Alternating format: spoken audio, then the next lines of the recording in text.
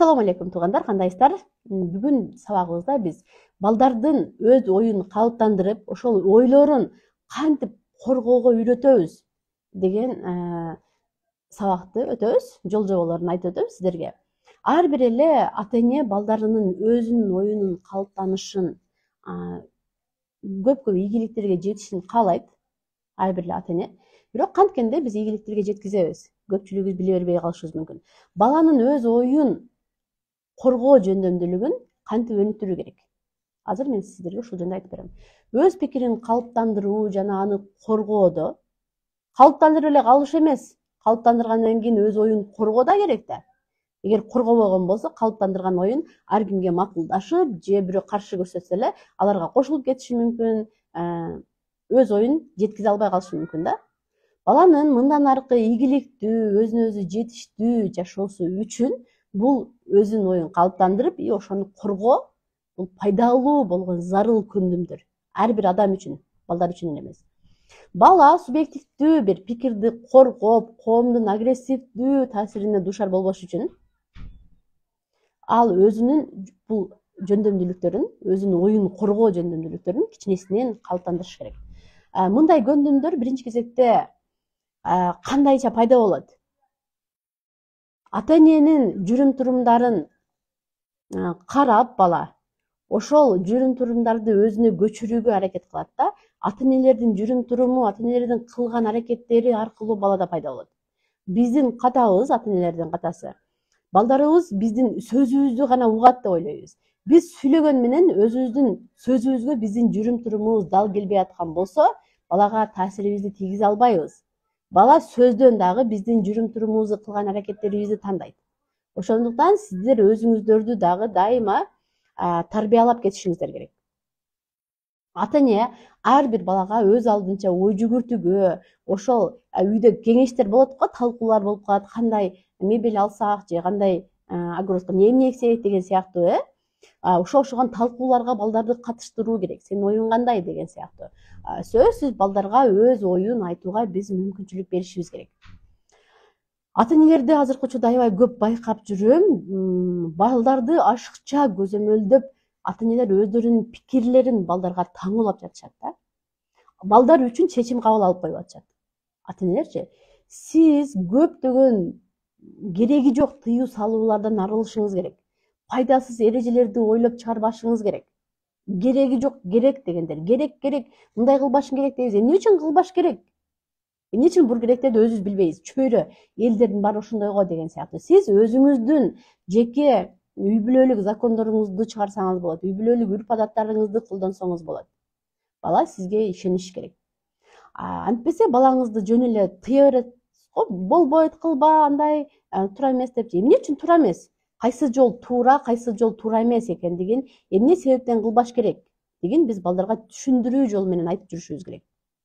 Эгер биз бул нерселерди колдонбосок, бала эч качан өзүнүн каалоосун коргоону үйрөнбөйт апалар. Уулуңузга же кызыңызга кандай кийим кийерин кичинекейинен. Бир майрамдарда үйдө майрам болуп калса, кимдерди чакырат? Сен досторуңан кимди чакырасың? Ойногонго, кимдер менен сейилдеп келели? Бала ошолорду өзү чечим чыгарып тандаса болот да кичинекейиненчи. Кайсы кружокторго барат? Азыр биринчи кайсы сабакты даярлайлы? Математиканыбы же кыргыз тили жазалыбы? Дегенде эле бул балага тандоо да. Кандай тамак жейсиң? Суюк тамак жейсиңби же коюу тамак жейсиңби деген сыяктуу деле ушундай кичинекей нерселерди, шоколад берсеңиз деле сникерс жейсиңби же баунти жейсиңби деген сыяктуу. Бул деле тандоо. Носки алып берип атканда деле кайсы түстү танда балам, өзүң каалаган түстү танда деп койсоңуз эле, бул балага тандоо мүмкүнчүлүгүн берип жатасыз. Баланын ичинде өзүнчө бир өзүнө болгон ишеним пайда болот. Бул нерселерчи. Албетте балага толук эрк берип, анын жашоосуна кийлигишпе дегенден алысмын, мен мындай кылган жокмун. Бирок ортолук керек. Ашыкча эле биз бала үчүн жашап, бала үчүн чечим чыгарып койгондон алыс болушубуз керек. Эгер сиз бир мындай кырдаалдарга туш келип калдыңыз дейли, балага айтасыз да, мен чечкенимдей болот. Сен эчтесени билбейсиң, чечпейсиң. Мен айтканым айткан, дегеним дегендей болот деген сөздү айтпаңыздар. Бул балага басынтууну берет. Бала мен бул жерде эч ким укпайт, менин үнүм жок, менин тандоом жок, мен жөн гана эч нерсеге керегим жок, жарабаган адаммын деп өзүнө болгон баасы төмөндөйт. Сөзсүз балаңыз менен көбүрөөк сүйлөшүп, анын оюн да угуңуз. Бала ошондо ата энеси үчүн кандайдыр бир мааниге ээ экендигин түшүнсүн да балачы. Ушул үйлөдө мен маанилүүмүн дегендей түшүнүш керек. Өз алдынчалыкка дем беришибиз керек. Өз алдынча бол деп эле болуп койсок, бала өз алдынчалыкта болуп кете албайт да. Канткенде өз алдынча боло алам? Биз өз алдынча болгонго дем беришибиз керек. Ата эне баласына тандоо укугун бергенге караганда, алар үчүн чечим кабыл алуу алда канча жеңил болот да негизичи. Биз тандап, аларды карап, убактыбызды өткөзүп, же бизге жакпаган нерсени тандап алыш мүмкүн. Андан көрө өзүбүз барып эле бала үчүн чечим чыгарып койгонубуз жеңил, биз үчүн жеңилирээк болот. Бирок биз жеңил жолду тандабашыбыз керек. Эгер сиз балага тандоо мүмкүнчүлүгүн бербесеңиз, анда балакайларыбыз биздин кантип тандоону үйрөнөт? Канткенде тандоону үйрөнөт? Элестетип көрүңүздөр өзүңүздөр делечи. Сөзсүз балага мындай, сен өзүңдүн оюңду айтып көрчү, сен бул чечимди сен чыгарып көрчү, сен каалагандай болсун, мен сага ишенем деген сөздөрдү сөзсүз майда нерселерден айтып көрүңүздөр. Чоңдор, сиздер ата энелер, чоңдор дегенде ата энелер сунуштай аласыздар балаңызга, талаша аласыздар, талашса болот. Бирок эч качан өзүңүздүн көз карашыңызды таңуулап, меники гана туура дегенден алыс болушубуз керек. Бала кыйын кырдаалда болуп калган болсо, биринчи кезекте аны угушубуз керек. Баланы толук кандуу угуп, андан кийин гана ылайыктуу чечимди чогуу издеңиз балаңыз менен. Биз издебей туруп эле өзүбүз чечимди чыгарып коебуз. Болот же болбойт, мен билем деген сыяктуу, Уулуңузга же кызыңызга өзүнө жыйынтык чыгарганга уруксат бериңиз. Алар ката кетирсин, өзүнүн катасынан сабак алсын. Өзүңөр билгендердей катадан сабак алынат, катадан тажрыйба чогулат. Балаңыз менен көбүрөөк сүйлөшүңүз деп дайыма айтам. Мен айтып келем бул нерсени. Балдар өзүнүн оюн түзүүгө, ошол түзгөн оюн айтууга үйрөнүш үчүн биз балдар менен көбүрөөк сүйлөшүшүбүз керек. Балдар менен күн сайын эмне болгон? Бүгүн эшикте кандай ойноп келди? Кандай китепти окуду? Кандай таасирлерди алды? Эшикте адамдарды карап жүрүп байкады, эмне жаратылыштан кандай бир таасирлерди алды? Суроо берсеңиз, балаңыз ойлонот. Биринчисинде суроого жооп бере албай калышы мүмкүн. Экинчисинде ойлонуп, сурооңузга азадан жооп берип баштайт. Биринчи, экинчисинде билбейм деген болсо, сиз ачууңуз келип, андан кийин суроону бербей коюп жатасыздар да. Жок, сиз чыдамдуу болушуңуз керек. Сүйлөшө турган бир кызыктуу теманы тандап алышыңыз керек да, аны талкуулашыңыз керек. Мисалы, үй бүлөңүз менен көргөн тасманы, бир кинобу, мультикпи же бир берүүлөрбү, передачаларбы? Ошолорду балаңыз менен сүйлөшүңүз. Эгер ошол мультикти көрүп атканда бир каарман эмне үчүн бул чечимди чыгарды? Эгер сен ошол каармандын ордунда болсоң, сен эмне кылмаксың? Эгер же мультикти ойлоп тапкан режиссер болсоң, сен кандай мультик чыгармаксың? Бул каармандын ордунда сен эмне кылмаксың деп сурасаңыздар, ойлонот да, балачы. Кадимкидей ой жүгүртөлөр ойлонуп, мен эмне кылмакмын депчи. Баланы сындабаңыз. Сындаганды биз өтө көп колдонот экенбиз, ата энелер. Эгерде ата эне баланы тынымсыз сындап, анын жаман жактарын гана көрүп туруп алган болсо, өз алдынча чечим чыгарганда колдоо көрсөтпөсө, ал өзүнүн мен ичиндеги менди четке кагып, өзүн төмөн баалоого ээ болот да, өзүн бартабай калат да. Эгер сиз өзүңүздү бартабасаңыз, сизди эч ким бартабайт. Биз балага кандай мамиле кылсак, бала өзүнө ошондой мамиле кылат. Ошондуктан биз балдарга кылган мамилебизди абайлашыбыз керек. Биз балага кандай сен билесиң, сен акылдуусуң деп акылдуу баладай мамиле кылган болсок, бала өзүн акылдуу сезет. Биз эмне кылды? Сен эмнени билмей келең? Койчу, айта бересиң, сен баласың, мен өзүм чечем, мен өзүм билем деген сыяктуу аны эч нерсени билбеген адам катары баягындай мамиле кылсак, бала мен эч нерсени билбейм, мен түшүнбөйм, мени ким укмак эле деп өзүнө болгон баркты жоголот да. Бала өз оюн айтуудан эч качан коркпошу керек. Туура эмес айтып алса да коркпой айтыш керек. Өзгөчө ата энесине да. Эгер сизге бала өз оюн шылдыңдайт же шылдыңдайсыңар, күлөсүңөр деген болсо, бул өтө жаман нерсе. Күлбөйсүңөрбү деп сураган болсо, ишенип болгондо айтыш керек бала.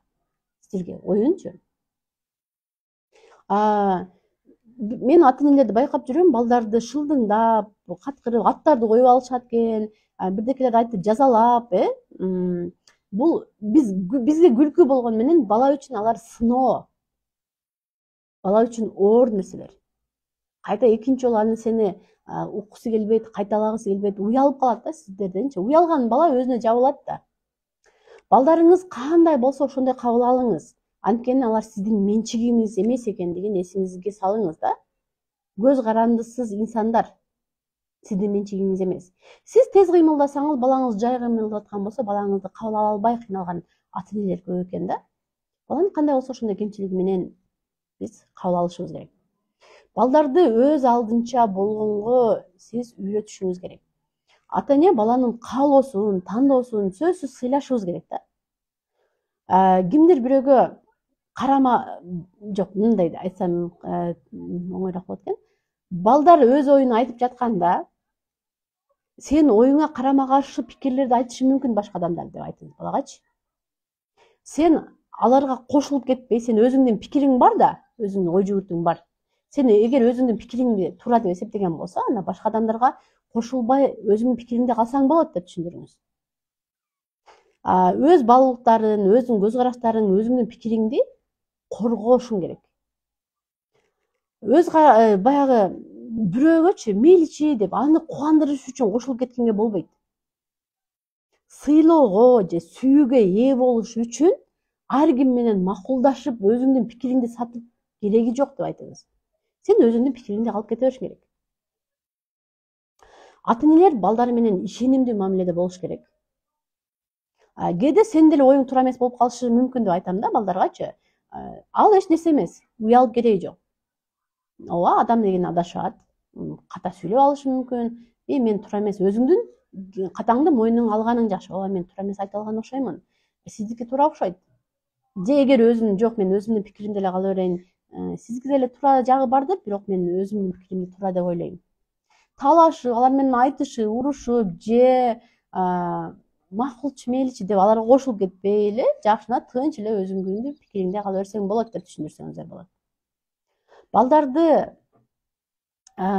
пикирине сиз да кызыгып көрүңүз. Кандай ой жүгүртүүлөрдү айтат, кандай сөздөрдү айтат балаңыз. Ошон үчүн балаңыз менен көбүрөөк баарлашышыңыз керек. Сиз өз көз карашыңызды таңуулай бербешиңиз керек да, койчу депчи.